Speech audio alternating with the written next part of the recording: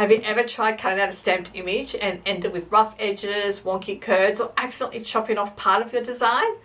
It might not be your cutting skills at all. It could simply be the scissors that you're using. And today I'm going to share with you what makes a great pair of card making scissors and a few simple techniques that's going to make cutting so much easier. Hi, I'm Kristy Coromandel, and I help card makers build their skills and creative confidence so you can create cards that you truly love.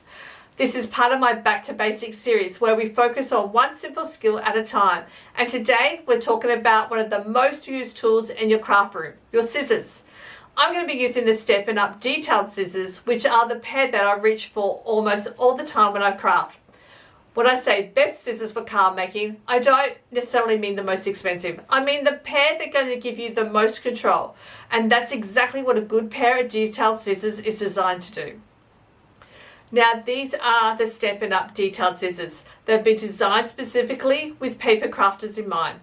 What makes them different from ordinary household scissors is that they're small precision blades, they're sharp, they're all along the way right to the tip, giving you much better control over your card making details.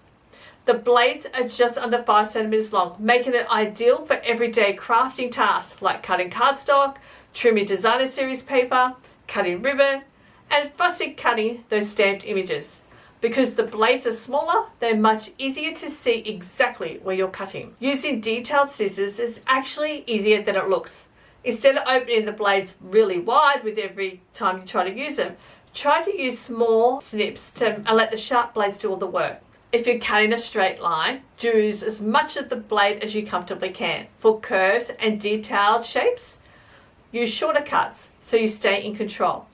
Don't overthink this. The more relaxed you are, the smoother your cutting will become. One of the biggest mistakes beginners make is constantly turning the scissors. Instead, try keeping your scissors fairly still while slowly rotating that paper with your other hand.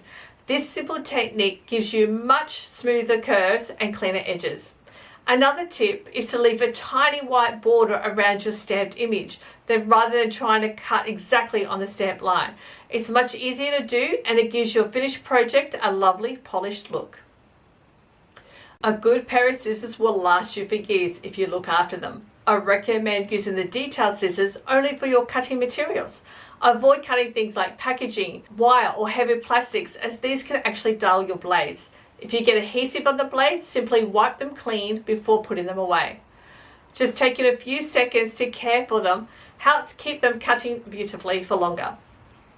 One of my favorite features of these detailed scissors is the fine pointed tip. Sometimes I'll only use the very tip of the blades to snip into tiny spaces or make small precision cuts that will be almost impossible with larger scissors. It's one of those little features if you don't fully appreciate until you've actually used a good pair of detailed scissors.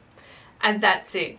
We've just learnt what to look for in a pair of great card making scissors and a few simple techniques to help you cut with confidence. Like so many of the tools that we've talked about in this series, I'm not about working harder. It's about using the right tool in the right way. With just a little practice, you're going to find that your cutting will become smoother, cleaner, and much more enjoyable. If you'd like to see close-up photos, extra tips, and full written guide, I've linked the matching blog post in the description below.